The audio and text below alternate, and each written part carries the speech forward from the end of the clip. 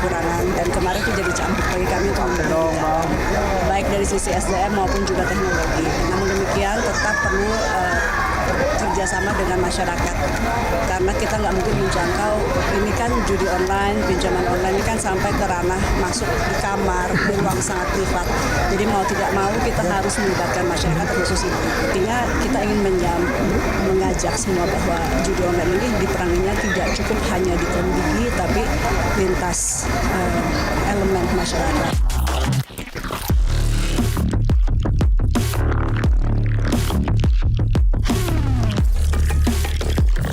Saat ini tim terus bergerak, kita belum bisa sebutkan siapa-siapanya karena memang sedang berjalan.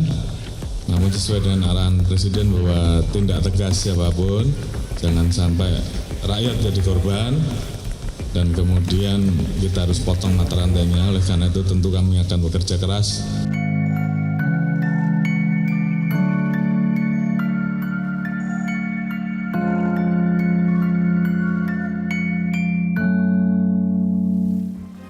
Pemirsa, seperti jamur, judi online tumbuh berkembang seakan tidak bisa terbendung.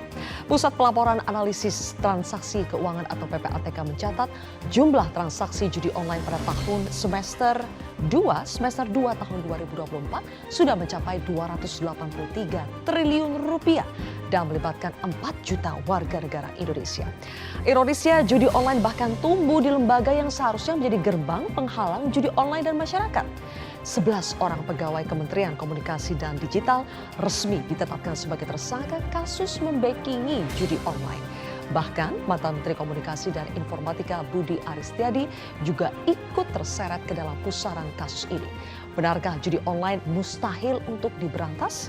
Adakah cara untuk menjauhkan siksa judi online dari masyarakat? Inilah kontroversi selengkapnya, Siksa Judol, bersama saya Zilvia Iskandar. Dan pemirsa, untuk membahasnya sudah hadir 3 narasumber di studio Metro TV.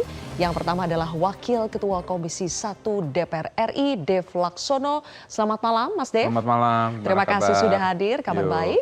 Dan berikutnya ada Chairman Lembaga Riset Keamanan Siber, Kisrek, Pratama Persada. Mas Tama, selamat malam. Selamat malam. Juga sudah ada pakar psikologi forensik, Reza Indragiri. Mas Reza, selamat malam. Terima kasih sudah hadir di kontroversi dan sudah hadir melalui sambungan Zoom adalah Menteri Komunikasi dan Informatika periode 2023-2024 yang sekarang menjabat sebagai Menteri Koperasi, Budi Ari Setiadi atau yang biasanya disapa Mas Muni. Selamat malam Mas Muni. Selamat malam. Baik Mas Muni. Selamat malam Mbak Sylvia, teman-teman semuanya di studio. Baik, terima kasih sudah bersedia live bersama kami di kontroversi. Mas Muni, langsung saja nama Anda diseret-seret dalam kasus backing judi online yang ada di Komdiji, dulunya bernama Kominfo. Dan Mas Muni meresponsnya dengan mengatakan Anda dikhianati oleh anak buah sendiri. Pertanyaan saya, kenapa pengkhianatan ini bisa terjadi Mas Muni? Begini, ketika saya masuk 2023, bulan Juli 2023, memang judi online sudah menjadi hal yang sangat meresahkan masyarakat. Sehingga ketika saya menjadi Menkominfo, perintah Presiden Pak Jokowi ketika itu, salah satunya adalah untuk memberantas judi online. Selain juga penyelesaian BTS, pemilu damai, dan juga banyak hal lainnya. Memang judi online sudah menjadi prioritas dalam kerja saya yang 15 bulan di Kementerian Kominfo ketika itu. Nah, ketika itu memang kondisi sangat tidak memadai karena ada 10 kemampuannya cuma men-take down 10.000 situs per hari, padahal kecepatannya begitu luar biasa. Sehingga kita membuka diri untuk merekrut banyak pihak. Nah, ada pihak yang saya anggap mampu karena memamerkan teknologinya, dia mampu men-take down 50.000 sampai 100.000 situs per hari. Nah, akhirnya dalam perjalanan waktu memang terjadi peningkatan kemampuan Kominfo dalam melakukan take down. Karena dibandingkan dari 2017 sampai 2023 sebelum saya itu hanya 800.000 situs judol yang di take down. Sedangkan di masa 15 bulan Kementerian Komunikasi dan Informatika itu bisa 3,8 juta situs. Dari sisi itu betul ada pencapaian, tetapi memang banyak hal yang juga memang harus diperbaiki secara regulasi dan juga teknologinya. Karena sumber daya manusianya jauh dari cukup Oke. untuk mengurangi kecepatan. Dari sisi kebijakan, saya sudah mengeluarkan beragam kebijakan mengenai pemberantasan judi online. Misalnya penutupan NAP, net access provider dari Kamboja dan Thailand, terus VPN gratis kita tutup. Selanjutnya semua operator seluler saya himbau dan saya larang untuk memfasilitasi untuk judi online. Terus sampai satu titik ketika 6 bulan terakhir, itu tepatnya di bulan Februari Maret, saya berpikir bahwa ini persoalannya bukan sekedar di jaringan konektivitas saja, tetapi kunci dari persoalan ini adalah persoalan judi online ini adalah di sistem pembayaran. Karena itulah Oke. OJK, Bank Indonesia dan juga Baik, Mas Budi. PPATK harus bersatu baru dalam Oke, kasus ini. tapi pertanyaan Begitu, saya, Mbak. kenapa sampai pengkhianatan ini bisa terjadi oleh anak buah yang Anda rekrut, Mas Muni? Dan kenapa pengkhianatan ini tidak disadari ketika Anda masih menjadi Menkominfo?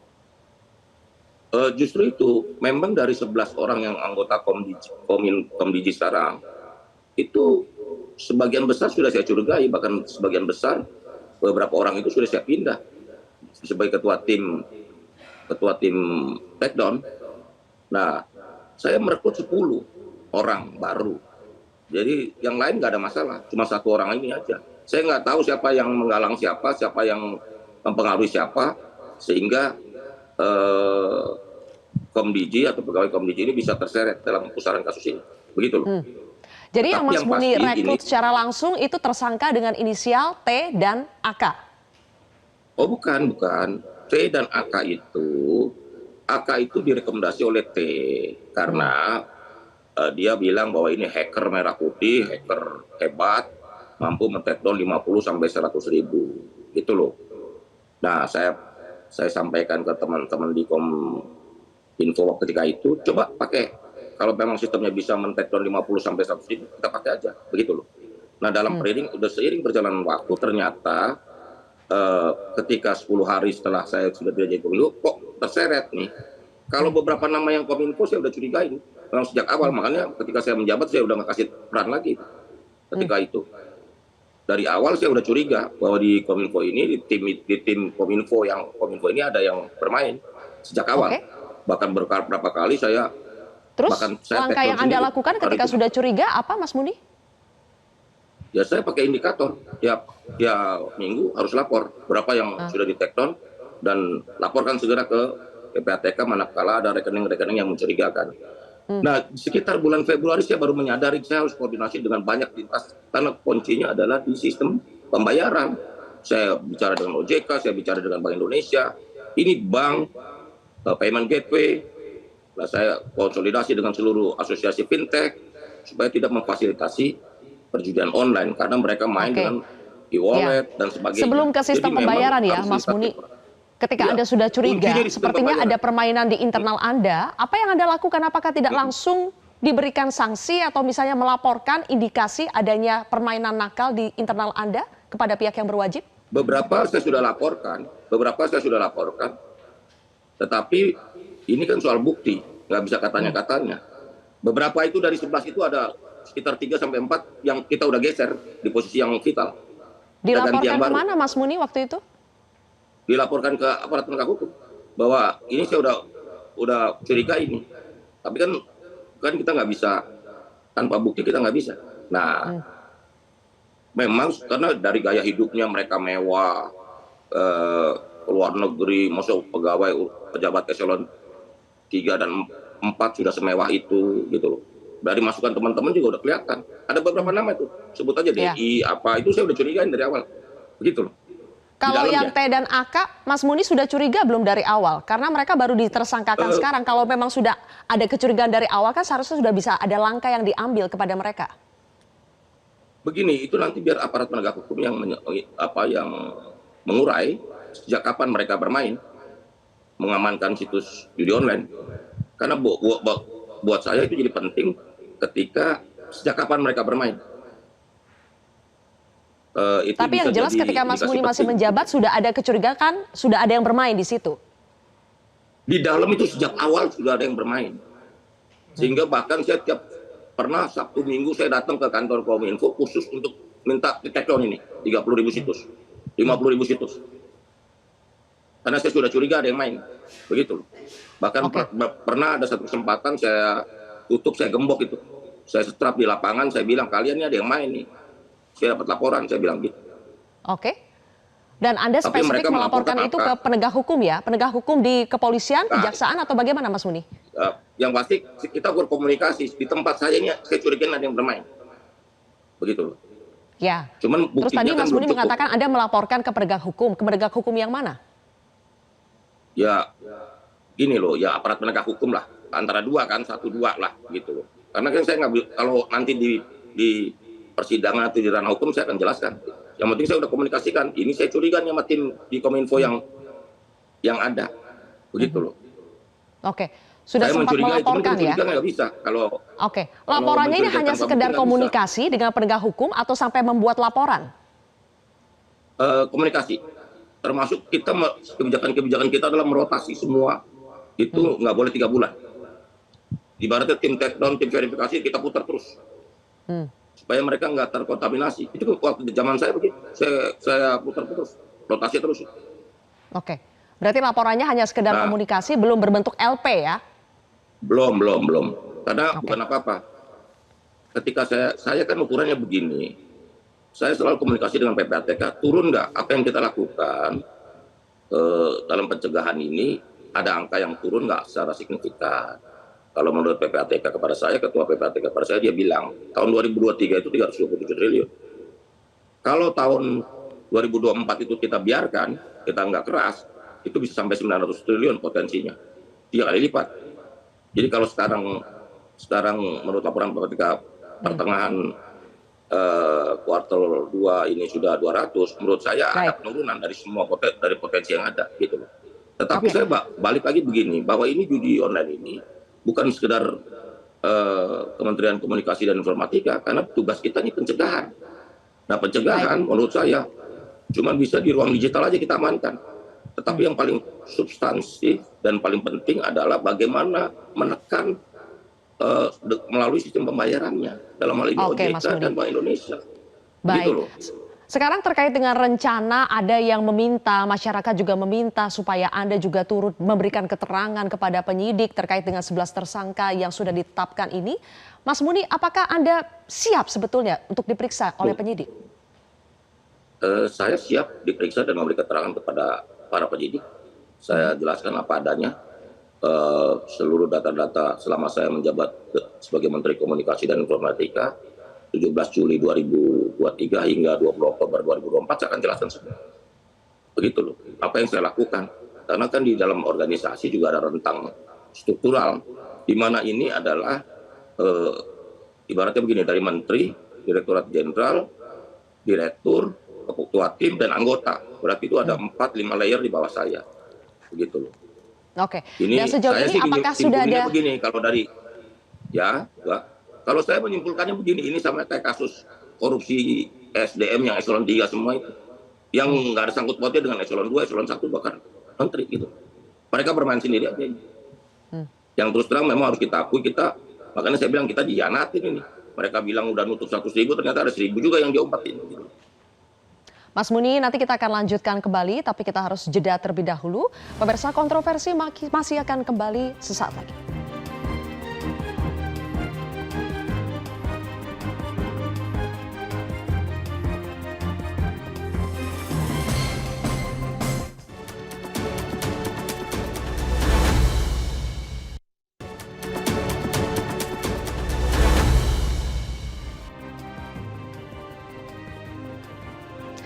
Kembali lagi pemirsa, Mas Dev, tadi kita sudah mendengarkan bersama tadi pernyataan dari Mas Muni ya, Pak Menteri Budi Aris Setiadi, soal sebetulnya pada saat beliau masih menjabat sebagai Menkominfo sudah ada indikasi permainan di internal dan sudah coba dikomunikasikan kepada penegak hukum meskipun tidak disebutkan kepolisian atau kejaksaan, tapi sudah ada upaya itu.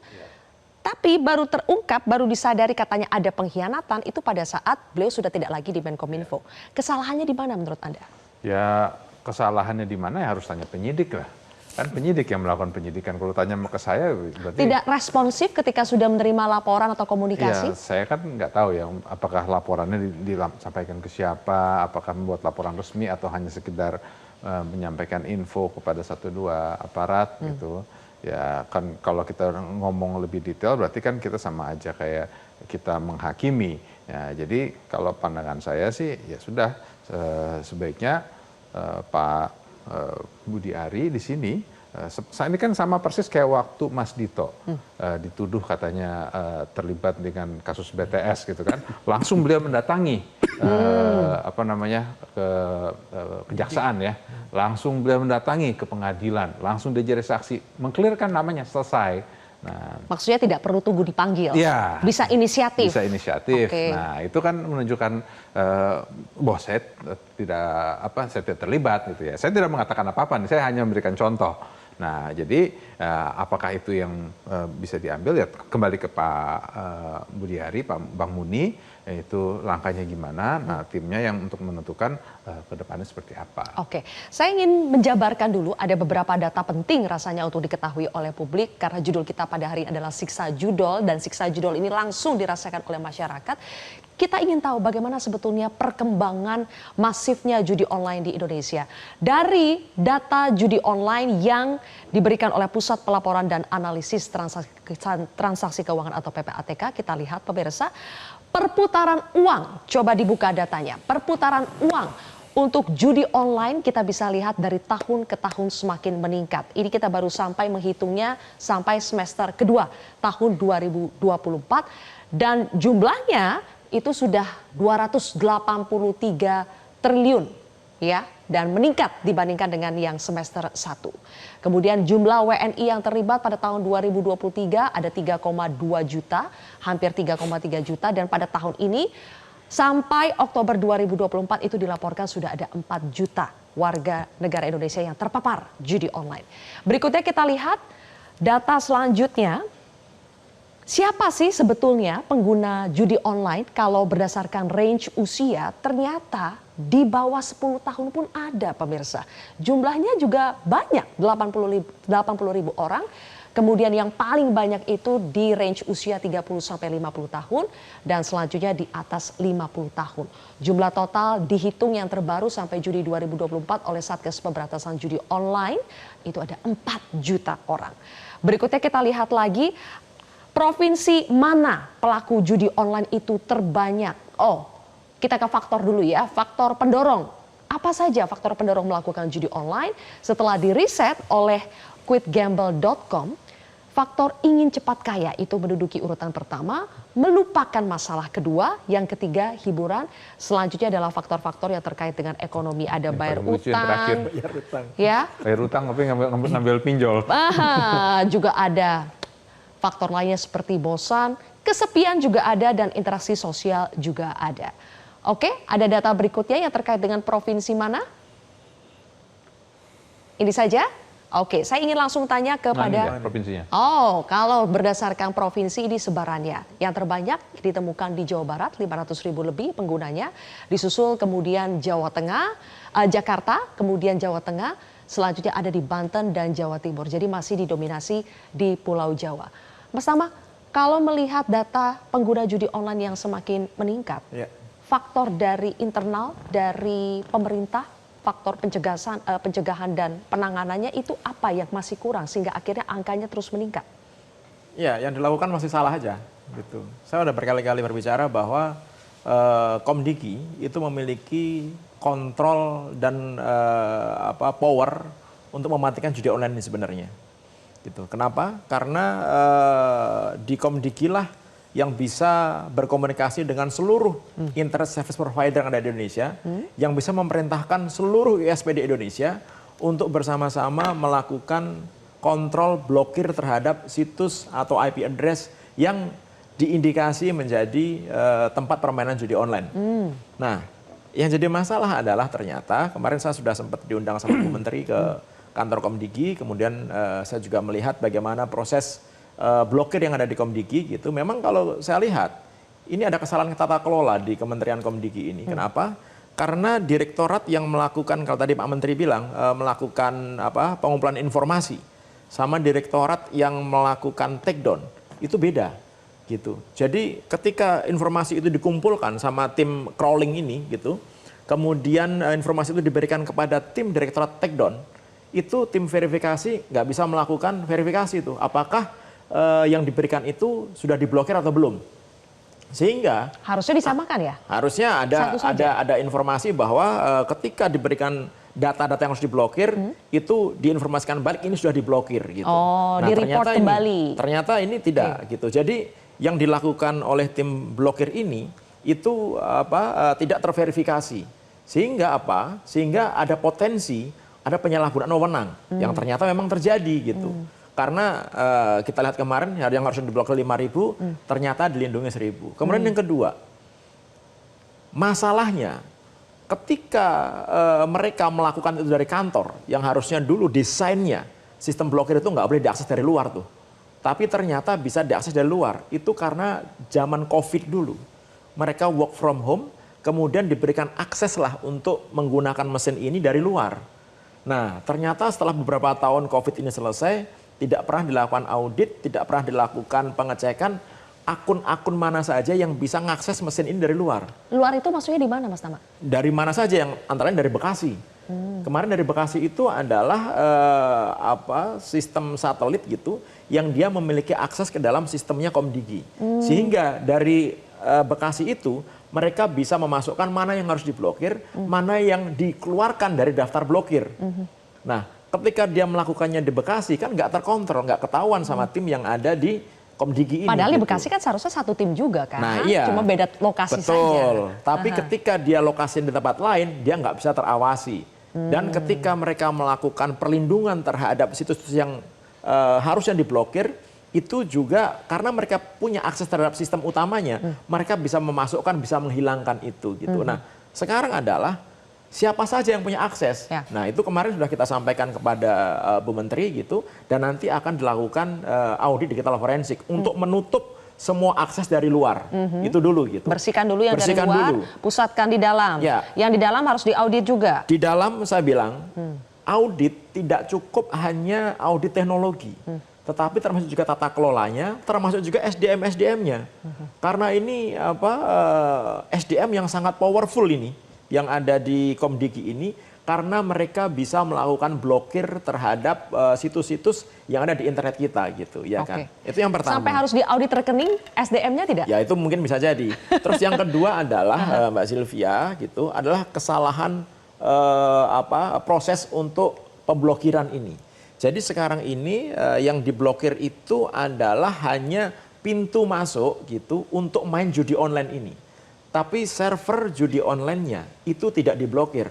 Nah, saya nggak tahu nih kenapa kok bukan servernya yang diblokir, tapi malah pintu masuknya yang saya sering bilang itu landing page-nya yang diblokir gitu. Sehingga berapapun yang diblokir, jutaan yang diblokir itu tidak akan mematikan judi online karena servernya tetap hidup. Orang ketika ini diblokir, website yang diblokir, Komdigi ngeblokir 1, besok tumbuh 1.000 tuh, beneran. Karena mereka punya sistem yang bisa meng-create 1.000 website sekaligus dalam sekali klik. Baik. Gitu. Menarik, nanti saya akan dalami Mas Tama, tapi saya harus pindah dulu ke Mas Reza. Mas Reza, tadi kita juga lihat berbagai alasan faktor pendorong orang menggunakan judol. 3 teratas itu tadi adalah ingin kaya, kemudian juga hiburan, satu lagi apa tadi itu?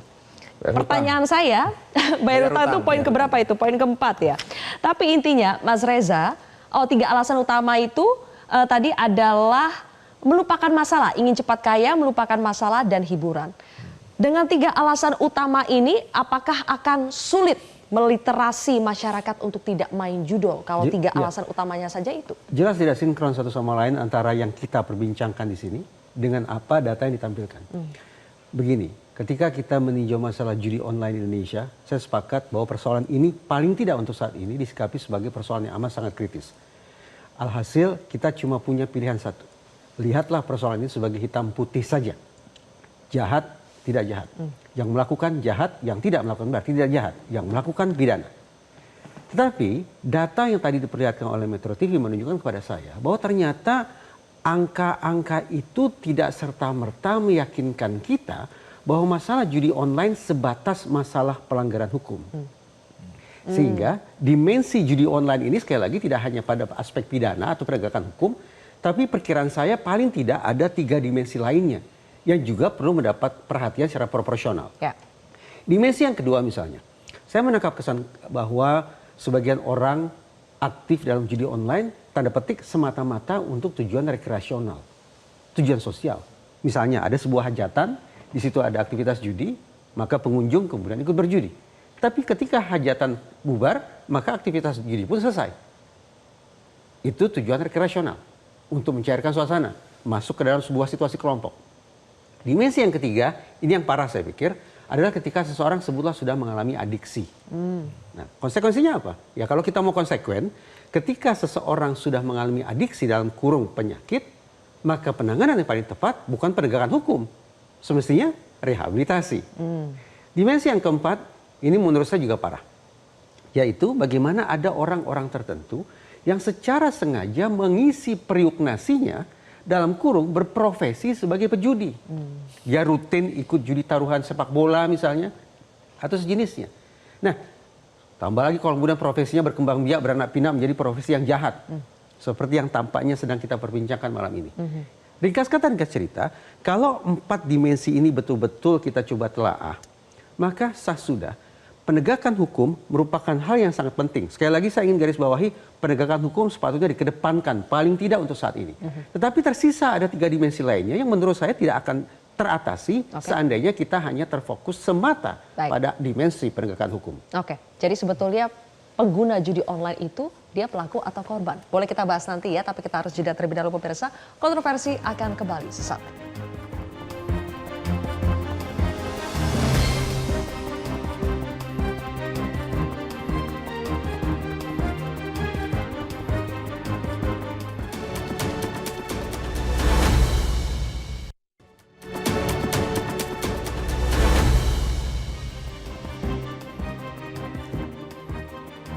Kami kembali mengajak Anda untuk bergabung dengan Menteri Kominfo periode 2023-2024, Budi Aristiadi atau Mas Muni. Mas Muni, tadi sudah menyimak ya perbincangan yang terjadi di studio dari Mas Tama, misalnya mengatakan bahwa sebetulnya tidak sulit memutus akses judi online itu, karena selama ini yang terjadi adalah kesalahan tata kelola, kesalahan proses pemblokiran. Kenapa itu semua bisa terjadi, Mas Budi?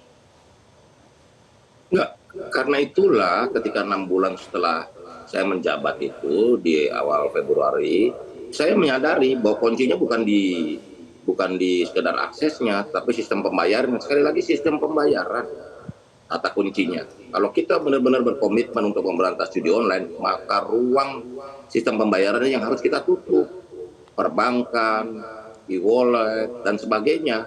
Yang itu juga semenjak yang itu ketika saya menjadi Menkominfo sudah saya komunikasikan ke berbagai bank, perbankan, e-wallet, semuanya. Bahkan saya sudah minta mereka membuat fakta integritas untuk tidak memfasilitasi perjudian online dan sebagainya. Karena pemberantasan judi online ini perlu 5K. 1, komitmen, 2, keberanian, 3, kepedulian, 4, konsistensi. Dan yang terakhir, yang kelima adalah kebal godaan, gitu loh. Ya ini teman-teman ini menurut saya, ini nggak kebal godaan, gitu loh. Nah, Oke, nggak kebal godaan. Tapi nggak kebal godaan. Mas Muni, kalau menurut Mas Tama ya, yang seharusnya cara gampangnya sebetulnya putus saja akses servernya, bukan belum ngomong sistem pembayaran ya, tapi akses servernya yang diputus. Mas Tama belum ngasih saran ke saya itu. Ketika saya jadi Menkominfo belum kasih saran ke saya itu. Kalau saya udah saya lakukan. VPN gratis saya sudah tutup. Karena waktu VPN gratis saya sudah instruksikan untuk ditutup. VPN gratis karena semuanya pakai VPN waktu itu main. Ada kebijakan saya untuk menutup semua VPN gratis, tidak boleh digunakan. Semua yang menjadi kewenangan Kominfo ketika itu sudah saya gunakan semaksimal mungkin. Oke. Tetapi kan terakhir urusan, ya, Mas Muni ya. Sistem pembayaran, urusan penegakan hukum itu kan ranah kementerian lembaga lainnya gitu. Oke. Mas Muni, tadi kan kita membahas apakah Mas Muni siap untuk dimintai keterangan oleh penyidik jika dibutuhkan, dan Mas Muni mengatakan siap. Saya sangat siap sekali, apalagi untuk tema pemberantasan judi online ini. Betul, Karena memang tapi judi terlepas kalau online- tidak dipanggil sekalipun, Mas Muni, apakah akan ada inisiatif untuk menjelaskan saja daripada simpang siur, nama Anda juga dibawa-bawa terus, apakah inisiatif saja untuk menjelaskan langsung kepada penyidik? Itu ada kalkulasi yang lain kalau soal cara. Tapi yang pasti prinsipnya saya sangat siap sebagai warga negara, saya siap menjelaskan secara lisan maupun tertulis, kronologis semuanya itu, begitu. Ini kan soal cara aja, soal cara, soal taktik, soal cara bagaimana menyelesaikan ini semua. Biar aja, ini kita kan melihat ada usaha-usaha politik. Ini kan lebih banyak nuansa politiknya daripada hukumnya. Dan saya siap menghadapi semua risiko ini, nggak ada masalah. Baik kalau begitu. Karena selama 15 bulan ini saya udah jelas kok. Cek aja apa semua yang ada. Saya selalu bilang sama beberapa teman, termasuk ke aparat hukum yang saya kenal, saya bilang, tanyain aja ke 15 orang itu, ada nggak perintah untuk tidak memblokir satu situs judi online pun, gitu loh. Karena saya kalau itu hajar, sikat terus, gitu. Baik, kalau Mas Muni, mudah-mudahan terus-menerus ya, usaha untuk memberantas judi online ini terus diupayakan oleh semua pihak dan semua pihak mau bekerja sama dan berkomitmen untuk memberantas judi saya online. bicara. Saya bersyukur hari ini judi online udah menjadi perhatian semua pihak. Karena pihak-pihak yang atau kementerian lembaga negara ini sudah turun tangan dalam pengertian Pak Prabowo, Presiden Prabowo sudah sangat tegas. Bahkan sudah melibatkan yang lain-lain. Sehingga saya juga berharap ini menjadi lebih serius karena ini judi online ini dampaknya sangat merusak dan semoga ini bisa menjadi momentum bersih-bersih. Terima kasih Mas Muni. Dan Bapak Budi Ari Setiadi kan? sudah bergabung bersama kami di kontroversi pada malam hari ini. Terima kasih Mas Muni. Mas Tama. Ya. Mas Tama sih nggak kasih saran katanya pas Mas Muni masih menjadi Menkominfo. Coba disampaikan putus saja itu akses servernya. Dari tadi Mas Muni bicara soal sistem pembayaran. Benar, jadi gini, ada 3 hal yang bisa kita lakukan untuk mematikan judi online di Indonesia. Selain tentu saja faktor sosial ya, sosialisasi, awareness dan lain-lain gitu. Tapi ada 3 hal secara teknologi dan non teknologi yang bisa kita lakukan. Yang pertama, lakukan blokir terhadap server judi online, bukan blokir terhadap pintu masuk orang ketika mau main judi online. Jadi analoginya gini, biar gampang dimengerti gitu. Kemarin saya sampaikan juga kepada Mas Dev gitu, supaya orang gampang gitu. Jadi Metro TV nih menyiarkan siaran misalkan sabung ayam gitu. Ya kan, contohnya nih ya, contoh doang gitu. Semua orang punya TV, itu bisa ngakses nggak? Karena di sensor live, orang bisa ngakses tuh, bisa ngelihat tuh yang disampaikan oleh Metro TV. Nah, yang dilakukan sekarang, TV-TV masyarakat itu, dia dimatikan satu-satu. Nggak boleh nonton, nggak boleh nonton. Ini saya matikan ya, ini saya sita ya gitu. Satu-satu. Metro TV tetap jalan nggak? Jalan. Tetap jalan. Yang benar, kalau mau matikan sabung ayam disiarkan oleh Metro TV, datangin Metro TV, matikan listriknya, tangkapin orang-orangnya. Orang punya TV banyak, nggak akan ada gunanya karena sabung ayam udah selesai. Itu yang harus dilakukan. Source-nya. Itu. Yang kedua, apakah susah? Enggak. Apakah butuh melakukan take down server yang ada di Vietnam, ada di Kamboja? Enggak perlu. Gitu. Matikan saja akses dari negara kita. Kalau tadi orang menggunakan VPN yang dilakukan oleh Pak Menteri tadi udah bagus tuh gitu, bahwa ya udah VPN yang digunakan untuk akses untuk membypass blokiran itu matikan juga. Simple. Dan Komdiji punya kemampuan untuk itu? Punya kemampuan untuk Sangat itu. punya kemampuan. Sangat punya kemampuan untuk itu. Gitu. Dan belum dilakukan selama ini kenapa Belum. Mas, menurut Anda? Ya nanti kita tanyakan kepada timnya. Ada dulu nih Mbak, ini yang kedua. Tadi Pak Menteri ngomongin masalah uangnya. Ya, sistem pembayarannya. Sistem pembayaran. Bank, kemudian pembayaran dompet digital, itu tidak mungkin nggak tahu rekeningnya digunakan untuk transaksi judi online. Polanya jelas, patternnya jelas. Jumlahnya kecil, ya kan 10.000, 20.000, 30.000. Yang transfer banyak, 24 jam. Jam 3 pagi, jam 4 pagi orang masih transfer aja. Jadi bank pasti tahu ini bahwa rekening tersebut digunakan untuk judi online. Tapi ternyata juga bank tidak melakukan pemblokiran. Ada beberapa yang diblokir, tapi lebih banyak yang nggak diblokir. Sehingga ketika terjadi pemblokiran, seminggu kemudian uang udah nggak ada, udah lompat ke tempat lain. Kalau mau benar, sekarang ada desk judi online, BI, OJK, Kejaksaan, kemudian PPATK, ada banknya itu sendiri, kemudian dari Kominfo dan lain-lain. Matikan rekening yang digunakan untuk transaksi judi online, baik di dompet digital ataupun di rekening bank. Selesai tuh urusan tuh ya. Nah, yang ketiga, ini agak susah. PPATK sudah punya data bahwa aliran uang ini sampai tier ke-7, sampai tier ke-10, perusahaan mana yang menampung, orang-orang mana yang menampung, itu sudah ketahuan. By name, by address, artinya sangat detail sekali sudah ketahuan orangnya. Baik. Dan ini, kalau saya bilang susah, sudah disampaikan oleh PPATK kepada aparat penegak hukum. Tinggal bagaimana cara nangkepnya. Oke, Gitu. baik. Tidak susah sebetulnya Mas Dev Ya. kalau menurut Mas Tama, bahkan tadi sudah dijabarkan langkah-langkahnya. Terus apa yang kurang, kenapa itu belum dilakukan menurut Komisi Ini 1? ada dua hal nih yang saya ingin tanggapi ya. Ya. Yang pertama yang soal VPN. Nah, di contoh nih di Cina. Di Cina WhatsApp, Google Earth segala macam kan mati, Ya. diblok. Nah, lalu ngakalin gimana? Pakai VPN. Tapi setiap kali di Beijing nih ya, ada event politik besar kayak National Congress-nya sedang melakukan event, itu semua pun yang pakai VPN mati juga. Nah, berarti apa? Jadi teknologinya ada kan? Ada. Nah, kemampuannya ada. Nah, sekarang apakah kita sudah mengambil teknologi itu dan mengaplikasikannya? Nah, itu yang saya nggak tahu seberapa advance-nya kemampuan baik apakah itu Komdigi ataupun BSSN untuk melakukan perlindungan kepada cyberspace kita. Nah, itu satu. Terus dua, ya kalau masalah political will sudah jelas. Ini sudah menjadi public consumption. Data yang ratusan triliun, jutaan orang itu sudah nyata. Orang yang bunuh diri, tertangkap segala macam sudah banyak. Nah, tetap yang harus didorong itu adalah pendekatan humanis kepada korbannya. Ya, kepada pelakunya. Nah, yang mesti tetap yang dikejar itu adalah mereka yang melaksanakan gamingnya ini sendiri, gitu ya. Ya bukannya berarti kita ngasih free pass kepada mereka penjudi, ya. Tetap mereka tetap harus ada diproses juga, terdata juga, sehingga ada efek jerahnya. Nah, kan tapi selama karena apa? Karena selama masih ada demand, pasti masih tetap ada supply. Nah, itu dia. Nah, Pertanyaan tadi kan sudah dibahas ya, kita bahas tadi pas jeda. Memangnya ada orang yang kaya akibat judi online? Dan tadi Mas Tama bilang jawabannya nggak ada. Tapi ternyata Mas Reza, itu menjadi motif pertama ingin cepat kaya lewat judi online. Kenapa janji bisa menjadi kaya lewat judi online itu bisa dipercayai sekian banyak oleh masyarakat? Sederhana, istilahnya adalah hindsight bias. Jadi ketika seseorang melakukan aktivitas judi, pemikirannya terobsesi pada keuntungan. Dia meminimalkan sejauh mungkin, dia minimalkan kemungkinan, kekhawatiran, kecemasan, ketakutan bahwa dia akan kalah. Sehingga terjadi proses berpikir yang sangat-sangat bias. Bahwa saya akan mendapatkan peluang berikutnya, saya akan beruntung di kesempatan berikutnya, saya akan kaya raya di koin berikutnya, dan seterusnya, dan seterusnya. Segala kemungkinan tentang resiko dia kesampingkan. Hindsight bias. Itu yang tipikal mewarnai proses berpikir orang-orang yang berjudi. Tapi begini Mbak Zilvia, kalau menyimak pernyataan Presiden Prabowo, saya menafsirkan kita ini memang harus zero tolerance, toleransi nol terhadap judi. Tapi untuk memastikan apakah pernyataan itu menjadi retorika saja atau akan berdampak nyata, izinkan saya untuk mengecek ya. Misalnya, ketika Kejaksaan Agung menyatakan ada sekian banyak karyawan yang ternyata terlibat dalam judi, kemudian dikatakan sebatas iseng-iseng, saya ingin tahu bagaimana kemudian keluar simpulan bahwa sekian banyak karyawan itu sebatas iseng-iseng.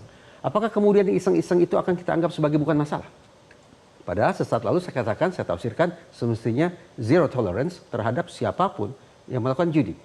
Sayang tidak ada representasi Kejaksaan Agung. 58.000 ASN pemain judi. Senyampang sekarang ada Pak Dev, DPR, sehingga saya beberapa waktu lalu juga ada keluar pernyataan. Sekian banyak anggota Dewan ternyata juga terlibat dalam aktivitas judi online. Justru kesempatan saya bertanya ke beliau. Terlepas apakah itu iseng, terlepas apakah itu cari kesenangan, terlepaskah itu hiburan, bosan, dan segala macam. Kira-kira apa yang akan dilakukan oleh DPR terhadap sekian banyak anggota Dewan yang terlibat dalam judi itu? Oke, nanti kita akan bahas lagi. Dilempar ke Mas Dev ya. Berat ini untuk menjawabnya, kita jeda dulu. Pemirsa, kontroversi masih akan kembali sesaat lagi.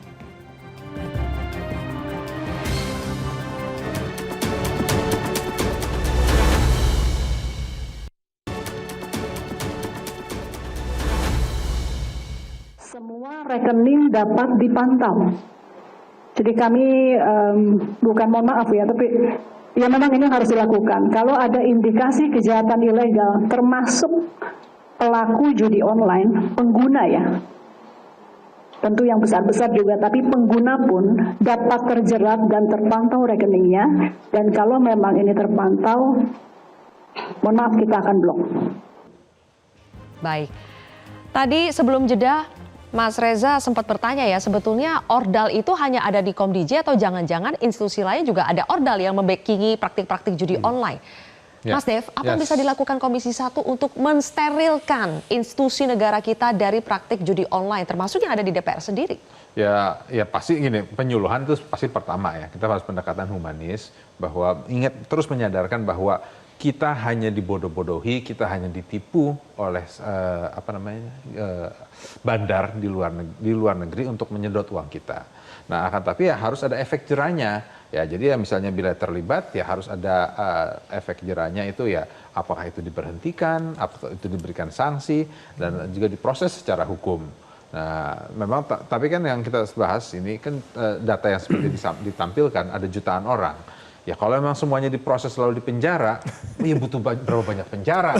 Akhirnya bukan duit habis untuk ngeberantas judol, malah sibuk ngebuat penjara untuk nahanin orang para pelaku judol. Ya, nah, ya tetap harus ada prosesnya sehingga sadar bahwa mereka itu sudah terdata dan terpantau oleh aparat keamanan. Bila mana terus-menerus terlibat, akan diproses lebih lanjut ataupun penahanan lebih lama.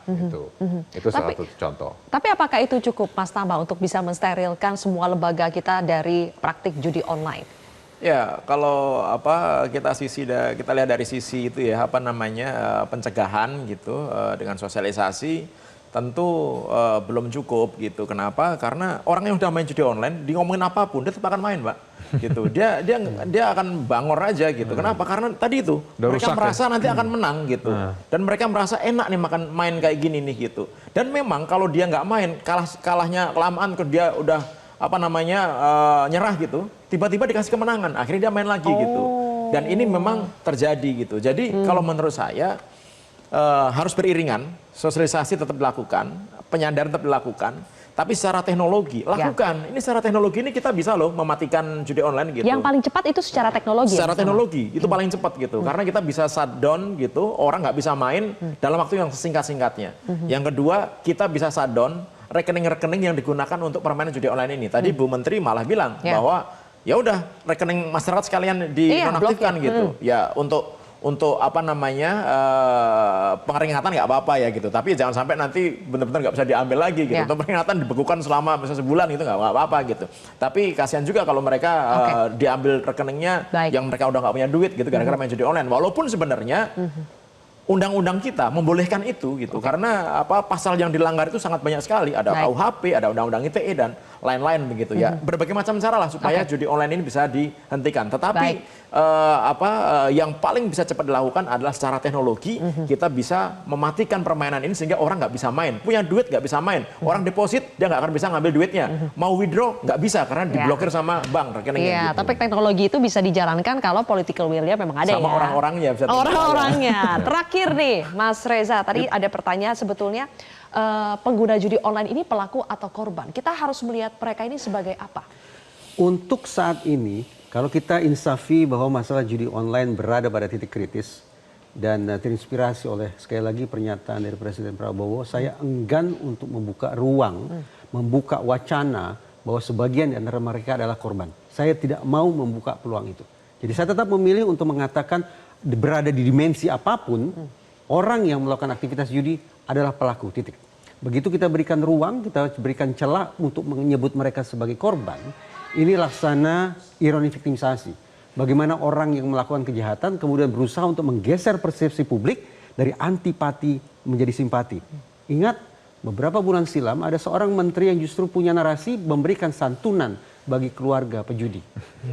Itulah salah satu hal yang menurut saya kecerobohan ketika kita buka ruang diskusi bahwa sebagian orang yang berjudi adalah korban. Saya menolak mentah-mentah narasi itu. Oke, intinya tidak ada ruang buat judi online di Indonesia ya. Terima kasih Mas Tama, Mas Reza dan juga Mas Dev sudah bergabung bersama kami di Kontroversi. Pemirsa, negara harus bernyali menangkap operator, promotor hingga bandar judi online. Judol jangan dipelihara agar rakyat tidak semakin tersiksa. Saya Zilvia Iskandar pamit undur diri. Terima kasih telah menyaksikan Kontroversi. Selamat malam.